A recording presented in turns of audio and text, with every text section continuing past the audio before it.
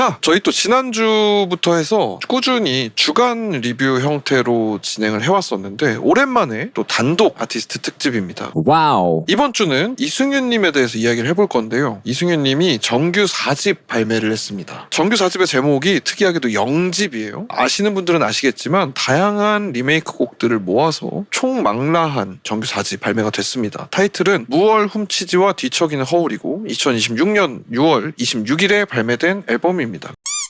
그래서 이승윤님의 정규 4집 진득하게 이야기해보겠습니다. 그러면 점수부터 한번 이야기를 해보죠. 제 점수는 점수 없음입니다.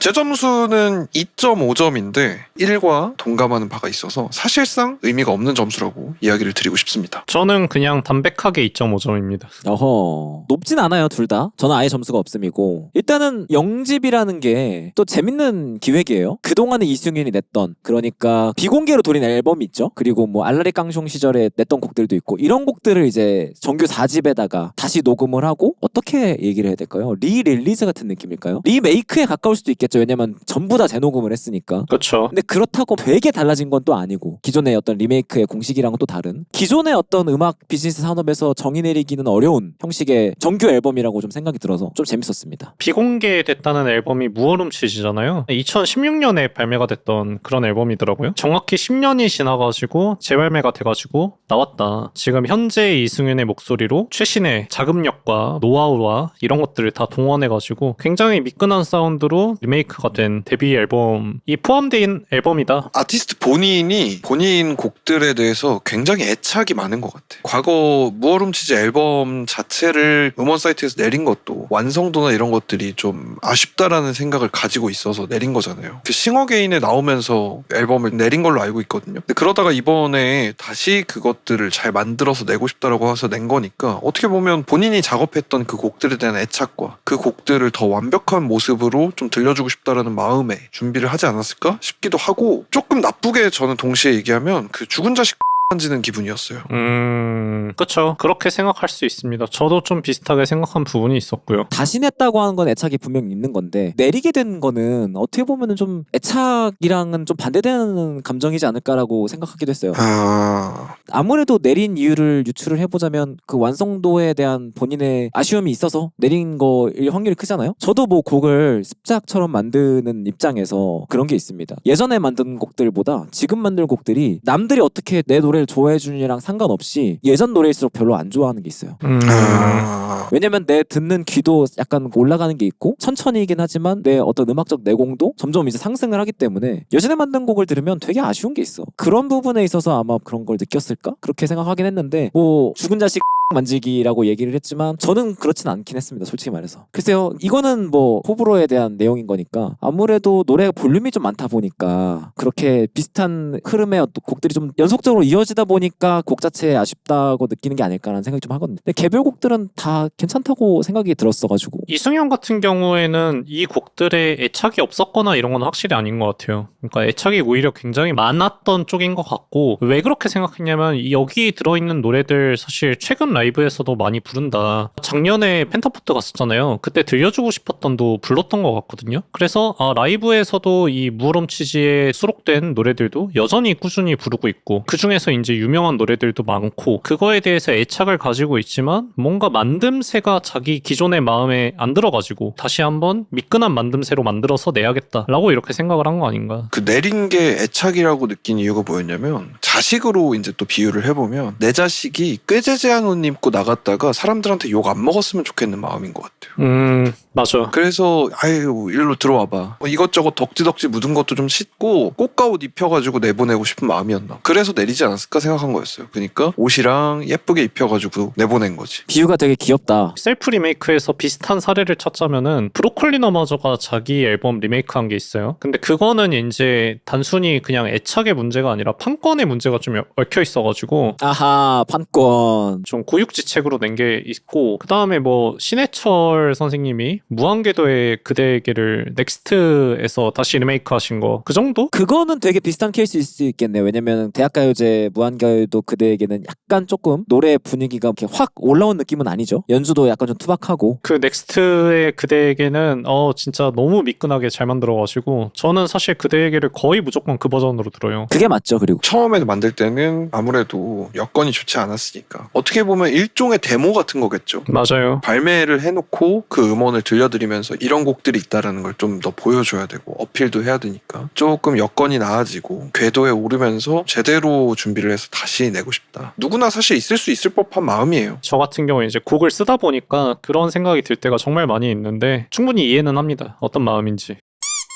해서 앨범의 어떤 곡들에 대해서 좀 자유롭게 이야기를 해보면 좋을 것 같거든요. 이게 워낙에 또 볼륨이 큰 앨범이다 보니까 인상 깊은 곡들 위주로 이야기해보는 거 좋을 것 같습니다. 파트 1 같은 경우는 그 데뷔 앨범 무얼음치지를 리메이크한 곡들이 들어있는 것 같고요. 그리고 파트 2 같은 경우는 알라리깡숑 노래들 그리고 그 뒤에 나왔던 EP들 무얼음치지 뒤에 나왔던 EP들 곡들 위주로 이렇게 리메이크가 돼 있는 것 같은데 파트 2가 훨씬 더 좋게 들리는 부분이 있었어요. 파트 1 같은 경우는 포크, 모던록, 뭐 포스트 브릿팝 또는 CCM 이런 걸로 얘기할 수 있는 노래들이 굉장히 많았고 저는 사실 이승윤이 그런 노래들을 부를 땐 장점이 많이 안 드러난다고 생각하기 때문에 파트 2 쪽에 훨씬 더 재밌는 노래가 많았습니다. 비슷한 감상인 것 같은데요. 그 음악적으로 느낌이 좀 다르다. 파트 1과 파트 2가. 파트 2에서도 파트 1 같은 곡들이 좀 섞여 있었고 반대로 이제 파트 1에도 파트 2에 들어갈 법한 곡들이 좀 섞여 있기도 했고 저는 근데 만약 둘 중에 하나를 조금 고르라면은 파트 2 쪽이 조금 더 제 취향이긴 했어요. 이는 뭐 둘 중에 뭐가 좋았나요 혹시? 저는 파트 2의 앞부분만 좋았습니다. 앞부분은 정말 너무 좋더라 나는. 역성 앨범을 들었을 때도 중간 부분을 제외한 앞뒤에 그 신나는 넘버들을 좋아했단 말이죠. 폭포 같은 곡들 그런 넘버들은 귀에 좀 들어왔는데 아무래도 제 취향이 아니기도 하고 조금 더 잔잔해질수록 물론 이제 가사는 신나는 곡이나 잔잔한 곡이나 둘 다 좋긴 한데 음악적 쾌감을 느끼는 쪽은 이승윤이 확실히 좀 신나는 곡을 잘 만드는 것 같아. 맞아. 파트 2가 뒤척이는 너울이 이제 뒤척이는 허울 그 인트로로 시작이 되고 개인주의 가짜꿈 무명성 지구인 우주 라이크 썸띵 또 드링크까지 되게 몰아치잖아. 몰아치지. 몰아치는 이 라인들이 앞부분에 잔잔한 노래들이 너무 많아가지고 파트 2로 넘어오면서 연속 4개를 이렇게 달리는 게 귀류가즘 느끼는 게 좀 있었습니다. 임팩트가 세죠. 가자 이제야 가는구나 약간 이런 느낌이 좀 있긴 했어요. 예. 근데 약간 맥이 풀리는 게 있어요. 빗속에서가 나오면. 빗속에서 나오면은 끝났구나. 끝났구나래. 그리고 끝났구나가 다시 끝나는 데가 뒤척이는 허울부터구나. 여기부터 이제 좀 다시 달려주기 시작하잖아요. 그래서 여기부터 또 좀 이제 신났다가 다시 조용해졌다가 파트 2만 해도 17곡이니까 사실은 분위기 전환은 어쩔 수가 없어. 이승윤이 잔잔한 노래보다 신나는 노래를 더 잘 쓰는 것 같다라는 생각에서 저번에 우리 CN블루 리뷰할 때 정용화 선생님 얘기했잖아. 라이브 할 때 신나는 노래들 라이브 너무 잘하지만은 이 사람의 어떤 탤런트는 잔잔한 노래를 쓸 때 좀 더 발휘가 되는 것 같다.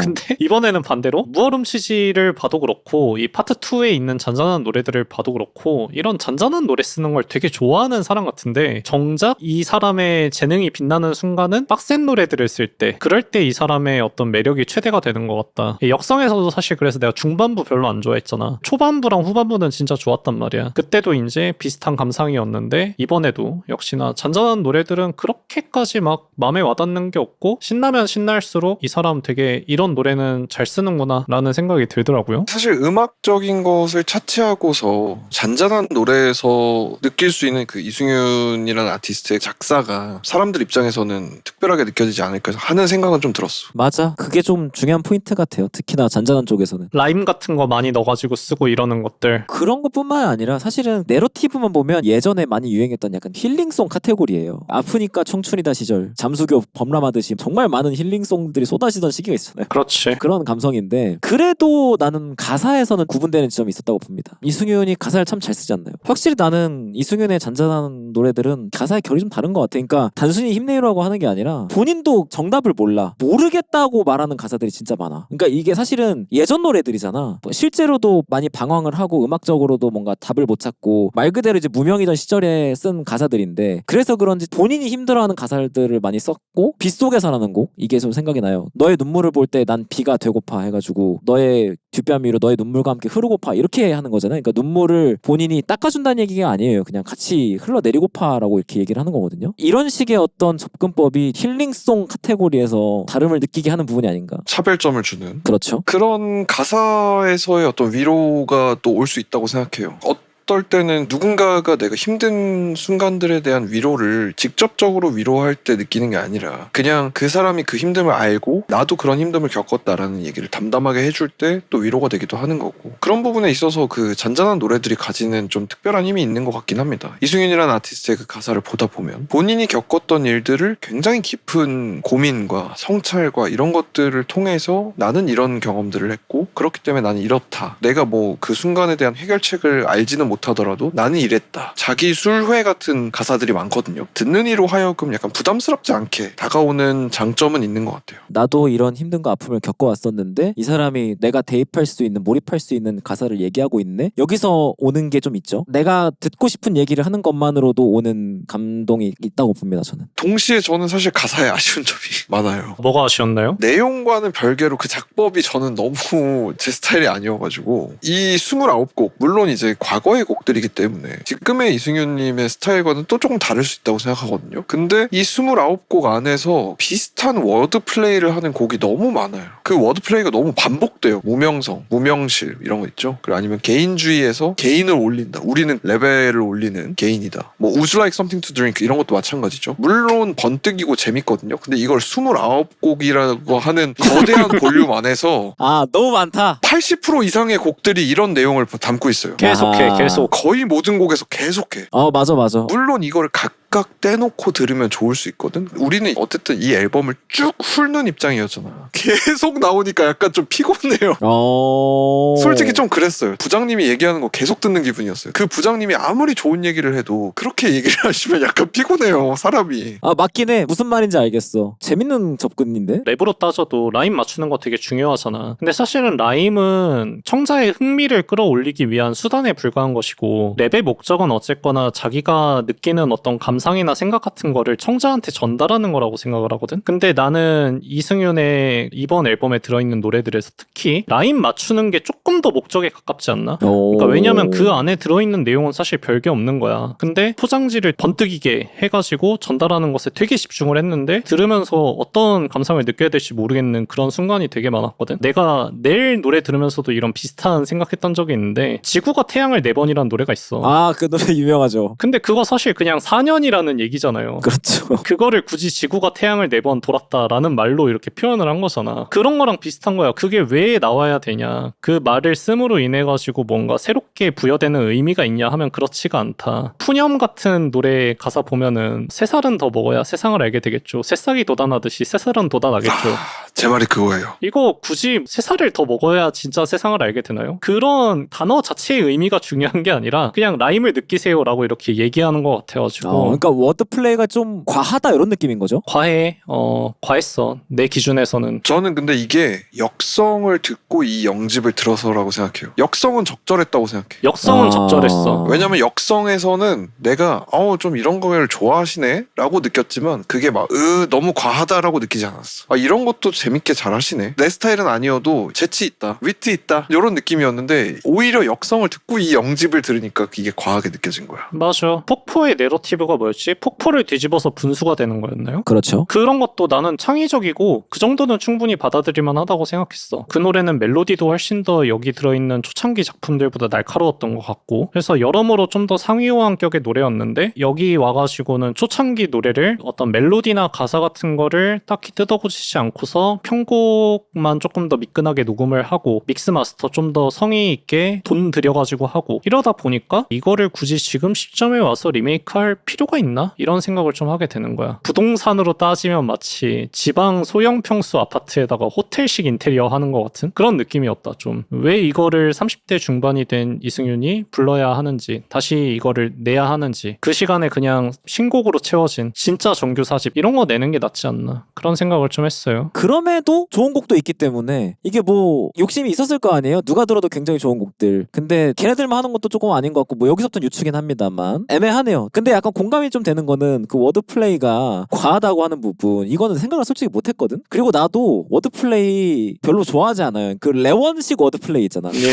훅군 달아오를걸? 허클 베리피네모? 베리베리굿? 말도 안 되잖아요 이거. 예. 이제 거기에 상위 호환이 이제 BY인 거고, 저한테는 굉장히 저점이 확실하게 잡혀있다 보니까 그것보다 좋으면 크게 문제가 없나 보다, 지금 생각해봤을 때. 그래서 문제를 못 느꼈나 보다 그렇게 생각이 들고, 얘기를 듣다 보니까 와, 좀 워드플레이가 많긴 하다 그렇게 생각이 좀 드네요. 저는 어떤 잘하는 워드플레이는 좀 동경의 대상이긴 해요. 그래가지고 난 더 좋게 들은 것도 있는 것 같아. 이렇게 쓰고 싶은 그런 마음이 있어. 그래서 내가 아이유를 진짜 좋아하거든. 대중음악 안에서 워드플레이를 한다는 게 사실 난 되게 어렵다고 생각하거든요. 아이유 너무 잘하지 워드플레이. 그 상업 음악 안에서의 단어를 맛깔지게 조합하는 것들 되게 아이유랑 비슷한 작법이다라고 생각을 했어요. 이 영집을 들으면서 보다 보니까 조금 과해 보이는 부분이 좀 있긴 합니다. 근데 그럼에도 불구하고 들을 때 조금은 카타르시스를 느끼는 워드플레이는 좋은 면이 있었습니다. 예를 들면 들려주고 싶었던 에서 흑소겠어 홀로 속삭였어 뭐 이렇게 하는 부분 있잖아. 듣는 맛이 있잖아 이런 부분. 듣는 맛이 있지. 그리고 하품만 나오네라는 곡의 가사 보면은 나의 하루는 고달픈 너의 하늘을 보다 큰 색으로 물들이기엔 조금은 어설픈 몸짓으로 가득 차 보이지만으로 읽어야 정상인데 그렇지. 좀 변형을 줬습니다. 나의 하루는 고달픈 너의 하늘을 보다 큰 색으로 물들이기엔 조금은 어설픈 뭐 이런 식으로. 난 이런 식으로 가사 쓰는 걸 너무 좋아하고 내가 진짜 이런 걸 하고 싶어하는 사람이거든.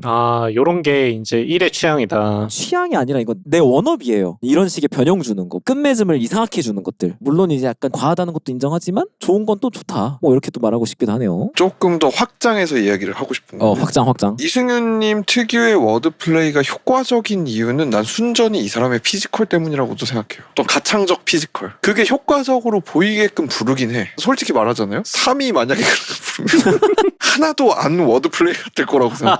이거는 확장이 아니라 그냥 디스잖아. 아니 디스가 아니고, 그러니까 내 말은 뭐냐면 나나 1도 마찬가지고, 그러니까 다른 가수가 불렀어도 워드플레이가 과하다고 했잖아요 우리가. 이 과한 게 그래도 설득력이 있게 이 29곡짜리 앨범에서 들려지는 건 어쨌든 이 사람의 피지컬적 요소가 좀 무시할 수 없다. 우리가 역성 때도 얘기했지만 이 사람의 거의 완벽에 가까운 자기 쿠세, 그치. 과하리만 들어가 있는 워드플레이를 납득이 가능한 수준으로 억지로라도 끌어올리는 건 있어요.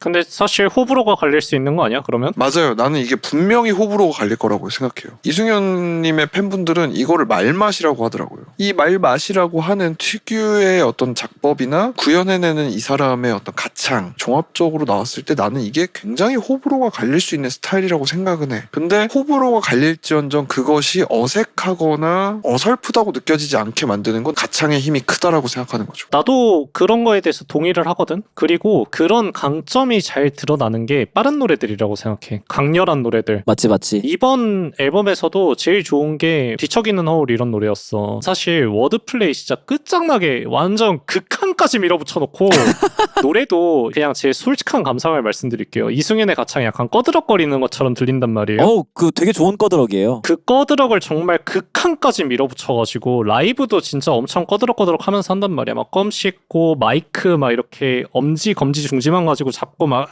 난리치면서 막 하는 그런 스타일이잖아. 이게 사실 어떻게 보면 당연히 호불호가 갈릴 수 있는데 뒤척이는 허울은 내가 라이브를 보면서 약간 거부감이 들 수도 있지만 결국은 멋있다라고 인정할 수밖에 없는 그런 게 있었어. 근데 이런 장르의 노래는 그런 식으로 가도 된다고. 발음 같은 것도 내가 역성 때 왜 발음을 깨물어친 뭐 이런 식으로 하냐 이런 얘기 했었잖아. 뒤척이는 허울은 그렇게 해도 돼요. 날아가자 같은 노래도 그렇게 해도 돼. 근데 잔잔한 노래들에서 그런 식으로 이제 부르거나 뭐 그런 워드플레이가 너무 많이 나오거나 그렇게 되면은 사실 좀 거부감이 든다. 그리고 이거는 또 나의 개인적인 취향인데 나는 잔잔한 노래에 대해서 굉장히 기준이 높거든. 나는 어릴 때 그런 노래를 너무 좋아했었고 그런 노래를 많이 쓰기도 했었고. 그러니까 이승윤은 내 마음속에서 넬도 이겨야 되고 브로콜리 너마저도 이겨야 되고 구화 숫자들도 이겨야 돼. 근데 이길 수 있냐? 못 이겨요 솔직히 말하면은. 왜냐면 내 마음속에서 그런 0티어의 가수들이 너무 굳건하게 버티고 있고 있고 그래서 나는 요즘에 그런 모던록풍의 노래를 안 들어. 근데 이 노래는 그런 모던록풍의 노래가 절반 이상이야. 그래서 나는 이승윤의 장점이 별로 드러나지 않는다. 너무 냉엄해요. 오히려 또 가창은 좀 더 무르익었다고 생각하긴 했어요. 물론 잔잔한 곡에서도 쿠세의 강한 보컬이나 이런 것들 드러나죠. 숨길 수 없는 것도 사실이고. 근데 파트 1의 1번 트랙 그림자 위로 자연스럽게 가장 먼저 들었거든요. 근데 이 앨범의 첫 곡에서 나오는 첫 번째 벌스에서의 이승윤의 가창이 생각보다 되게 너무 잘 어울리는 거예요. 적당히 날티나는, 적당히 쿠세가 들어가 있는 그 보컬이 이 곡에 너무 잘 묻어서 저는 생각보다 놀랐어요. 내가 역성 때 들었을 때는 쿠세가 완벽할지언정 뭐 제 스타일은 아닙니다 뭐 이런 식으로 얘기를 했었는데 이승윤의 이런 스타일이 멋있게 잘 드러나는데 그렇게까지 강렬한 노래가 아님에도 불구하고 이 사람이 어쨌든 끊임없이 노력을 하고 있구나, 자기만의 스타일을 계속 디벨롭을 해나가고 있나 보다 라는 생각이 좀 드는 순간들이 있었습니다. 실제로 원곡과 이 재녹음한 버전을 들었을 때 가장 차이가 나는 건 가창입니다. 가창 역시 무르익었고 심지어 이제 목소리까지 좀 다르다고 느껴지는 노래들도 좀 있었고. 근데 나는 원본의 투박한 가창이 더 낮게 들릴 때도 좀 있더라고. 그것도 맞아요. 그것도 어떻게 보면은 20대와 30대 그리고 40대의 어떤 차이가 아닐까. 이 가사의 내용들이 20대 했을 고민들일 테니까 거기에 맞는 옷이 있는 거라고 생각하기도 하거든요. 그런 부분의 연장선일 수도 있겠다라고 생각합니다. 저는 그 얘기를 또 하고 싶었던 게 아까 3이 그런 얘기 했어요. 이걸 지금 와서 내는 필요를 잘 모르겠다. 이 앨범 자체를 공연하고 떼놓을 수가 없다고 생각했어. 이 앨범의 29곡 전체를 다 듣고 느낀 감상은 뭐였냐면 이 앨범은 음원을 위해서 만든 것 같지가 않아. 공연의 연장이에요. 드라이 리허설이야. 이거를 가지고서 이제 콘서트를 하는 그런 그림. 각각의 모든 곡들이 스튜디오 안에서 본인들만의 공연 같아요. 우리가 흔히들 생각하는 정제되어 있는 음원의 형태로 이 곡들을 발매하지 않았어요. 가능한 본인이 불렀던 그대로 담으려고 노력했다는 게 느껴져요. 라이브하게. 칼 같은 튠을 하지 않았어요. 혹은 연주 같은 것들도 마찬가지고 본인이 라이브를 할 때, 본인이 어떤 페스티벌에서 공연을 할 때 관객들에게 보여줄 수 있는 최고의 모습을 담은 앨범이라고 생각했거든요. 이거를 음원으로서 사람들한테 소비시키는 게 아니라 본인이 할 수 있는 공연의 최고점을 모아서 보여주는 느낌? 그래서 사람들한테 미리 말해주는 것 같아. 내가 콘서트에서 이 노래를 할 땐 이렇게 부를 거야. 난 이게 굉장히 공감이 가는 게 아마도 이 완성된 음원의 형태가 그 라이브 세션에서 연주되는 어떤 세션이나 혹은 MTR의 형태와 거의 유사할 겁니다. 그러니까 이게 무슨 얘기냐면 예를 들어서 넬 같은 경우는 그렇게 못하거든요. 음원의 원곡과 밴드 버전은 필연적으로 굉장히 다를 수밖에 없는 방식으로 음원이 만들어져 있는데 맞아. 이 앨범 같은 경우는 아마 거의 좀 비슷할 것 같아요. 라이브 셋과 완성된 음원의 형태의 어떤 결과물이. 간극을 줄이기 위해서 되게 노력한 것 같다는 생각이 좀 들었어요. 어떻게 보면은 밴드의 어떤 근본론인 거죠. 그렇지. 오아시스나 이런 밴드들 보면 뭐 거의 똑같지 않을까요? 그러면 이번에 막 스트링 새로 깔고 이런 노래들도 되게 좀 있었던 것 같은데 라이브에서 이제 스트링 같은 것도 볼 수 있는 건가? 근데 그런 거는 보통 MTR로 하니까 폭포 같은 데도 현악 많이 쓰이잖아. 역성이나 그것도 다 MTR로 원래 이제 재생이 되고. 근데 그런 건 좀 느껴졌어. 신디사이저 혹은 건반 악기들, 피아노 같은 것들 그런 게 되게 선명하게 들리더라. 밴드 음악임에도 불구하고 그 세션 분이 계시잖아요. 피아노 세션이. 그분의 어떤 존재감 같은 것도 라이브에서 좀 많이 느낄 수 있겠다. 뭐 그런 생각을 좀 했어요. 이번에 이렇게 한꺼번에 21곡을 듣다 보니까 떼창 같은 걸 유도한 건지는 모르겠지만 되게 떼창하기 쉬운 파트가 많다. 그런 생각을 좀 하긴 했습니다. 숨을 쉬어 이런 부분들 있잖아요. 누가 봐도 떼창하는 파트잖아요. 그렇지. 그런 것들이 되게 많더라고요. 한 곡에 하나씩은 있는 것 같아. 거의 듣는 입장에서도 재밌게 들었으면 좋겠다 혹은 같이 따라 불렀으면 좋겠다 약간 이런 식으로 의도를 하고 만들었는지도 좀 궁금하기도 하고 좀 재밌게 들은 부분이 있었습니다. 생각보다 원곡이랑 폼이 달라지거나 이런 노래는 별로 없는 것 같고 원곡 기준으로 얘기하는 거예요. 애초에 처음부터 이제 그런 식으로 노래를 좀 쓰는 걸 좋아하는 것 같아요. 왜냐면 이승윤 이름으로 제일 먼저 나온 음원이 없을 걸 아니야? 내가 없을 걸 이번에 그 대학가요제에서 무대하는 걸 봤거든. 맞아 나도 봤어. 되게 귀엽더라고 그 당시에는. 그때부터 이미 떼창하는 파트가 있어. 랄랄랄라 이러면서 이렇게 넘겨가면서 하는 파트가 있더라고. 레게 느낌으로 막 원래 그런 걸 되게 좋아하나 봐. 그 없을 걸 이번에 실린 걸 보고 야 이것까지 싫었구나. 한 번이라도 공개된 적이 있는 노래는 다 싫었나? 그게 좀 궁금하더라고. 그러니까 나도 뭐가 빼먹은 게 있을 수도 있을 것 같은데 없을 거를 넣은 거 보니까 이건 사실상 다 넣겠다 싶긴 했었어요. 없을 걸 생각보다 되게 미끈하게 잘 만들었더라고. 대학가요제 버전 엄청 날것이었는데 이번엔 진짜 완전 프로페셔널하게. 근데 느낌이 크게 또 다르지도 않아. 맞아. 그러니까 피지컬이 올라가서 이제 짬바가 딱 느껴지는 되게 리메이크하기 잘했다고 생각했어 이거는. 퀄리티를 올렸다. 이 앨범이 여러모로 본인한테는 되게 의미가 깊을 것 같아요. 그런 뉘앙스의 멘트들을 많이 하시기도 했고 이분의 이번에 어떤 음악 커리어의 한 챕터를 마무리 짓는 본인 나름의 의미가 있는 활동이었을 것 같기는 합니다. 실제로 그 이승윤이 그런 얘기를 한 적이 있습니다. 어떤 뉘앙스를 예전에 풍긴 적이 있냐면 개인 커리어를 마무리하고 밴드로 새롭게 뭔가 브랜딩을 하고자 하는, 앞으로 뭔가 이승윤이 앨범을 낸다면 그것은 이승윤 개인이 아니라 밴드의 이름으로 뭐가 나올 수도 있다, 이런 식의 뉘앙스로 얘기를 했었거든요. 그렇다면 이제 이승윤 마지막 앨범이 이런 식으로 예전에 발매를 했었던 노래들 재녹음하는 방식으로 이렇게 작업해서 낸 게 의미가 있을 수는 있겠죠. 매듭을 짓고 넘어가는 느낌으로다가. 근데 아직 오피셜한 건 아닙니다. 나는 이 앨범 들으면서 여러모로 청자보다는 아티스트 본인을 위한 앨범이다라고 이렇게 생각을 했었거든. 그 자체로 나쁜 거냐 하면은 전혀 그렇게 생각하지 않지만 내 취향에는 청자를 위한 앨범이 좀 더 좋아하는 게 있어가지고, 그래서 아까 그렇게 아쉬운 얘기들을 많이 했던 것 같아. 근데 뭐 아티스트 본인이 그렇게 하고 싶으면 하는 거지. 왜 갑자기 수습을 하시는지. 제가 또 욕을 먹을 각오를 하고서 이제 얘기를 했기 때문에 수습을 좀 해보고자 이런 얘기를 해보았습니다. 아니 사실은 이번에 굉장히 많은 노래들을 한꺼번에 들었잖아. 장르가 생각보다 되게 다양하다. 뭐 역성에도 뭐 잔잔한 곡도 있고 뭐 락도 있고 하지만은 뭐 그렇게 막 레인지가 넓다는 느낌은 아니잖아요. 근데 이번에 앨범을 들어보니까 장르적으로나 아니면 뭐 감성적으로나 다양한 걸 좀 담고 있더라고. 그래서 이승윤의 어떤 작곡 레인지가 생각보다 굉장히 넓네? 뭐 이런 식으로 좀 생각을 했습니다. 뒤척인 허울 같은 경우도 되게 좀 그루브해, 노래가. 이승윤이 락 같은 거 좋아한다, 뭐 오아시스 공연도 가고 뭐 그랬습니다만 오아시스 같은 락 쪽만 듣고 이런 노래 쓸 수 없어요. 나는 이승윤이 어떤 노래를 좋아하고 영향을 받았는지 좀 궁금하더라고. 본인의 색깔을 내기 위해서는 사실상 많은 아티스트들의 영향을 받아야 하고 그게 본인의 색깔로 발현이 되는 거잖아요. 근데 단지 오아시스만 듣고는 이런 노래를 쓸 수 없어. 맞아. 사실상 우리도 다 똑같겠지만 영향받는 시기가 정해져 있잖아요. 학창시절 플레이리스트 궁금합니다. 이승윤의 학창시절 플레이리스트. 굉장히 다양한 뮤지션이 좀 있을 것 같다, 이런 생각이 좀 들고 궁금해. 한번 물어보고 싶어요. 소울풀한 그루브한 아티스트들 좀 있는지. 약간 궁예해볼 수 있지 않을까요? 뒤척이는 허울은 악팅몽키스한테 영향받았을 것 같은데.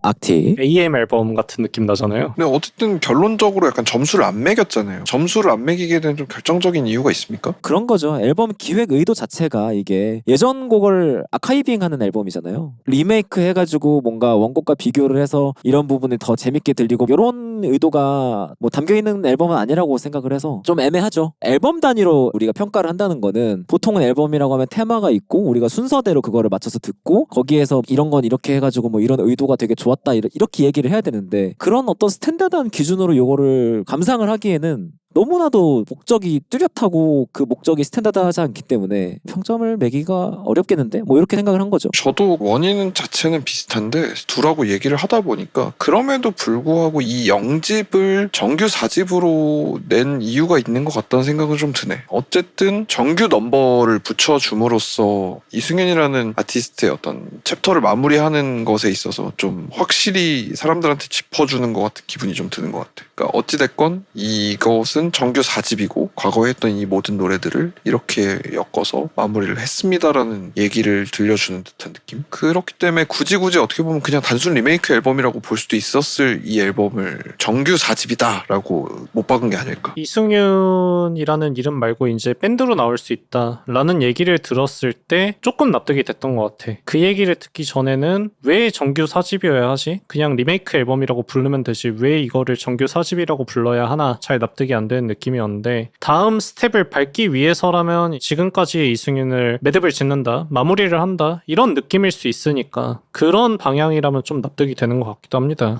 내가 미리 좀 언지를 좀 줄 걸 그랬네요. 왜? 왜냐면 나는 이걸 알고 있는 상태에서 들었기 때문에 모르고 들었으면 그렇게 생각할 수 있겠다. 이런 얘기는 뭐 앨범 속이나 이런 데 안 나오잖아. 그쵸. 오피셜하게 밝히질 않았기 때문에. 청자 입장에서는 당황스러울 수밖에 없어. 왜냐면은 전작에서 더 나아진 모습을 기대를 하기 마련이잖아. 근데 이 0집에 들어있는 노래들이 역성 앨범에 들어있는 수록곡보다 더 나은 형태냐 하면 전혀 그렇지 않지 사실은. 왜냐면 역성도 믹스나 마스터 자체는 깔끔하게 돼 있었고, 그러면 곡 체급 가지고 이제 싸움을 붙게 되는 건데 0집은 아무래도 10년 전에 썼던 거니까 지금보다 투박하잖아. 그거에 대한 납득이 필요한데 오피셜하게 나온 게 없으니까. 그래서 이제 왜 그런 선택을 이라고 오늘 특집 내내 얘기를 했던 거지. 이제는 조금 납득이 되는 느낌이다. 그러니까 어허. 미리 알았으면 좋았겠다. 그러게요.